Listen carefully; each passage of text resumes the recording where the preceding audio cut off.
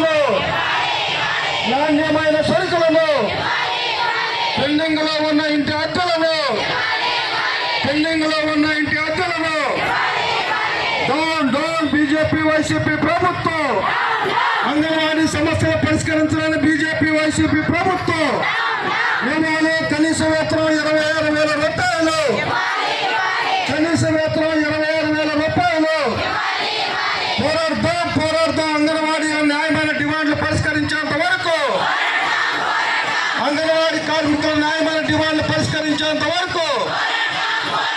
ఇవాళ కనీస వేతనం 26,000 రూపాయలు, ఇవాళ కనీస వేతనం 26,000 రూపాయలు.